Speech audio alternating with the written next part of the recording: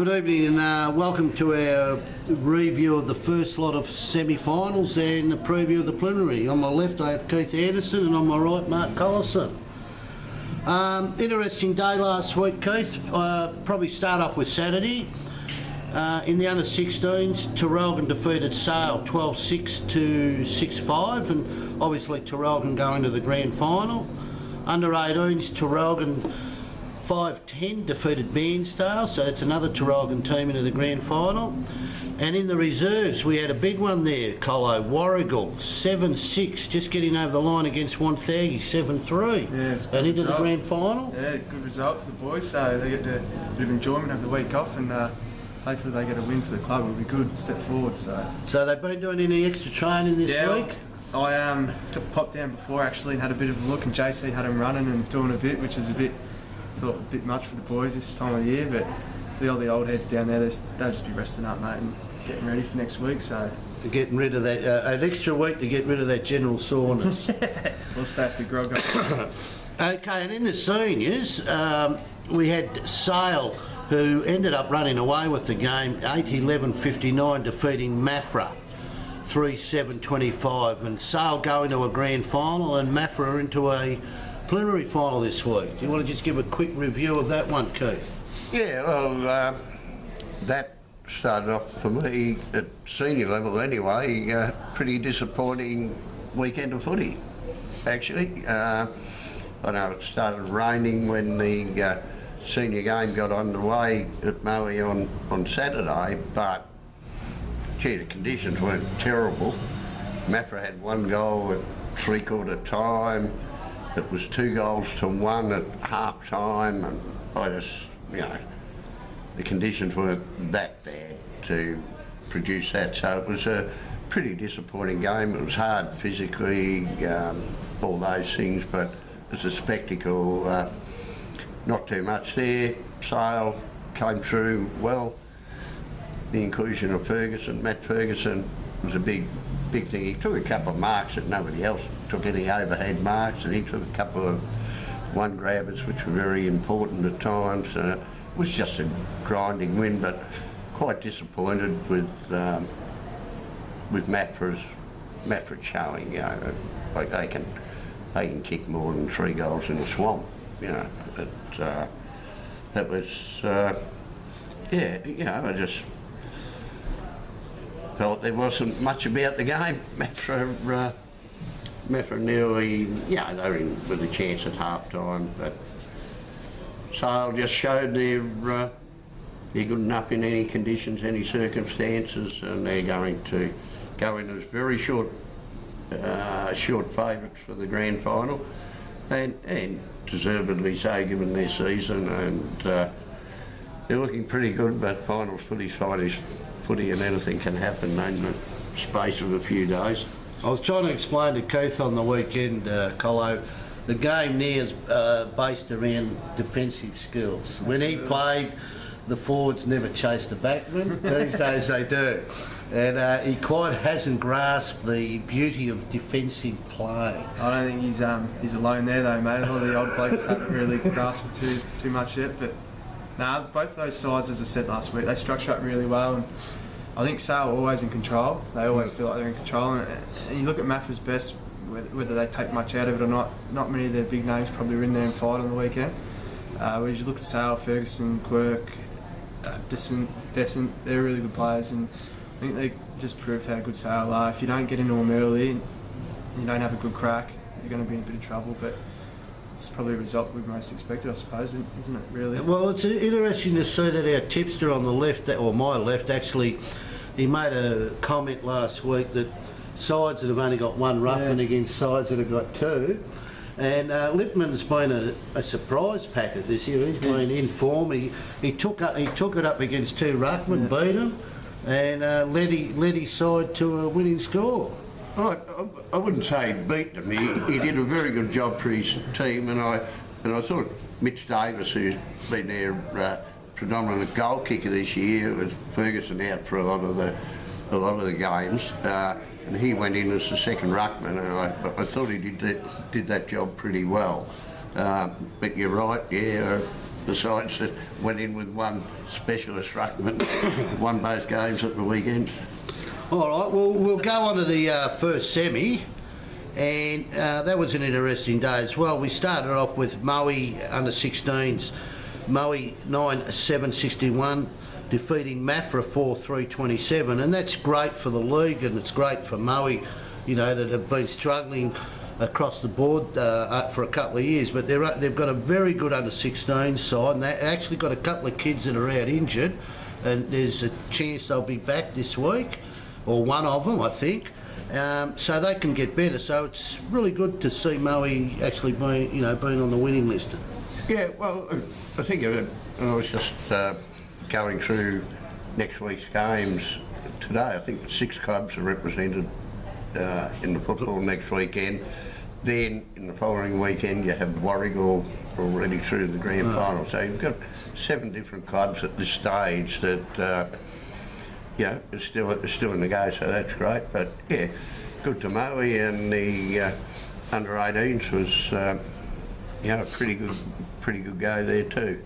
Yeah, well, the under 18s Sale 12-8-80 defeated Wonthaggi 7-2-44.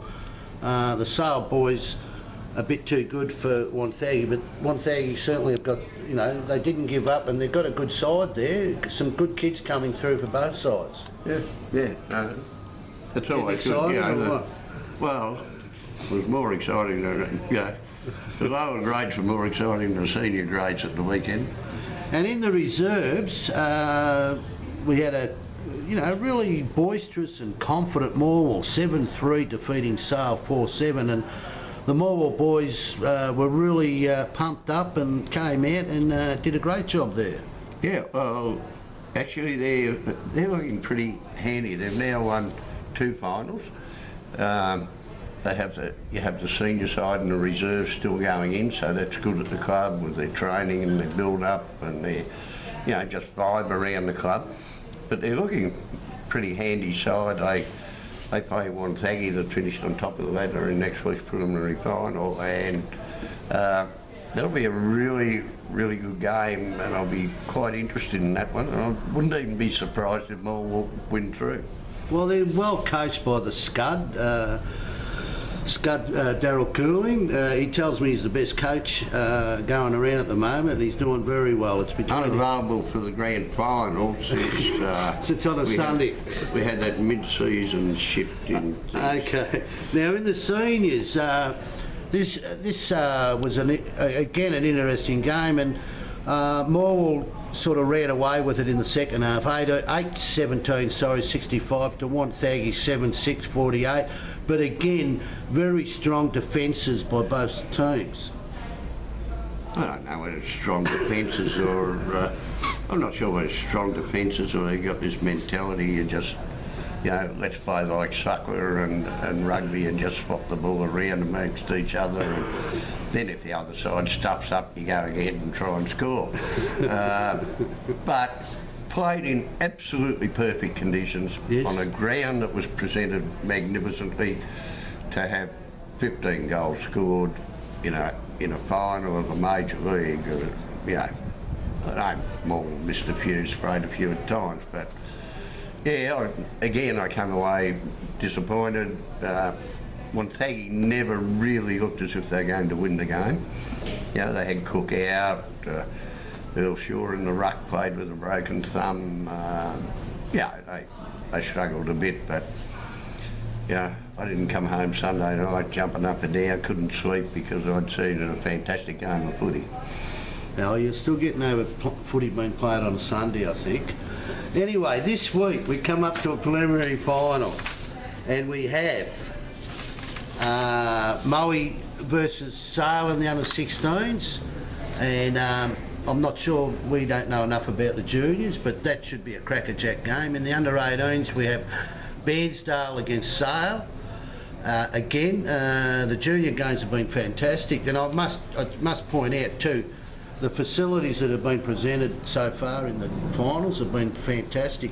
Surfaces, great facilities, and certainly been some terrific junior games.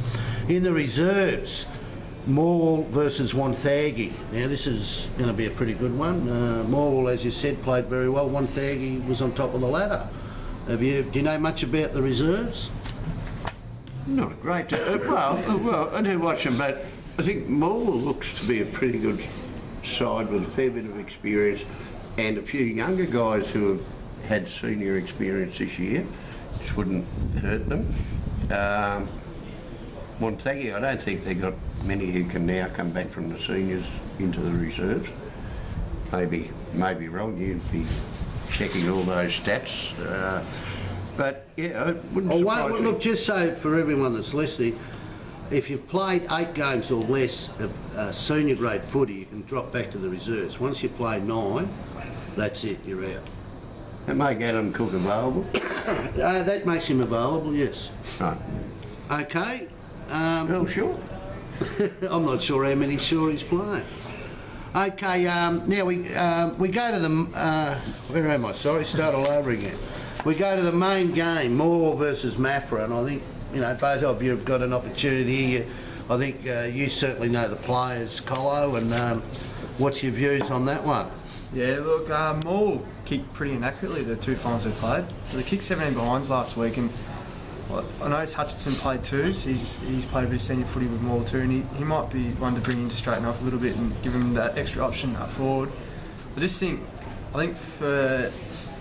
think for a better grand final, so not a better grand final. I think Moore will probably structure up a little bit better than what Maffra do, in a defensive term, as Keith puts it. So I think Moore are probably better suited for the grand final against South. They get the chance. I think they will beat Maffra this week, just purely on the way they structure up and probably the evenness of their side. They're probably missing one more A-grade midfielder, I reckon, just a bit of pace, because they've got a lot of big bodies around stoppages and that. And it probably wouldn't hurt for him to have another outside player. Obviously, though, if Maffra's stars come to play, Begiels, Porter, young Ryan Fote, players like that, it'll be another cracking game. But I'd expect probably more to win by 20 to 30 points, I reckon. Hopefully, it'll be a good game, though. Okay, what's your thoughts, Keith? Gee. I just think Ball have gone off the ball a little bit. And you know, they won last week against Wonthaggi. They were disappointing the previous week against Maffra. This is a rematch, and I think they conceded Maffra about 14 goals in those middle 2 quarters. I just think Maffra's got, despite dear friends at Maffra, I thought an abysmal effort last week as far as goals going forward stuff went, and I'm not quite sure whether they said this is too wet and slippery and we lose interest, but they're a high scoring side, and I just think if they get a reasonable day, I think they're a dry weather side, right? No question of that. And if they get a reasonable day weather-wise, you can get something out of Sheen, Bergiel, Bedgood and a few others chipping in, and Connolly seems to come up with a few goals.